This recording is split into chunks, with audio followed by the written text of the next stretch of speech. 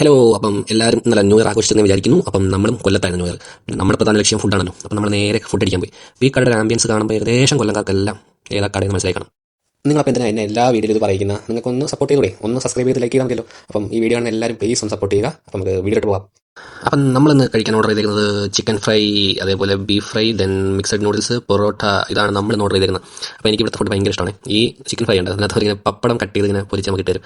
അതിൻ്റെ ബീഫ് നല്ല മല്ലിക്കൊത്തൊക്കെ ഇട്ടിട്ടുണ്ട്. ഇത് മിക്സഡ് നൂഡിൽസ്. അപ്പോൾ നമ്മളതിന് കുറച്ച് ബീഫും ഒരു പൊറോട്ടയും കുറച്ച് ഗ്രേവി അങ്ങോട്ട് ഒഴിച്ച് മുക്കിയുണ്ട്. അതെ, ചിക്കൻ ഫ്രൈ ഇതിന് സ്പെഷ്യാലിറ്റി ഉണ്ട്. ഈ ചിക്കൻ ഫ്രൈ അവർ മറ്റേ ഷവായ ഉണ്ടാക്കുന്ന മസാല വെച്ച് യൂസ് ചെയ്ത് ഉണ്ടാക്കുന്നതാണെന്ന് ആരോ പറയുന്നത് കേട്ടിട്ടുണ്ട്. നല്ല രസം, നല്ല ടേസ്റ്റാണ്. ചിക്കൻ ഫ്രൈ ഭയങ്കര ഇഷ്ടം. അപ്പം നമ്മളെല്ലാവരും അങ്ങോട്ട് കഴിച്ചു തുടങ്ങി. കഴിച്ച് ചിക്കൻ ഫ്രൈ അങ്ങ് തീർത്തു. അപ്പോഴത്തേക്കൊരു മനസ്സമാധാനം കിട്ടി.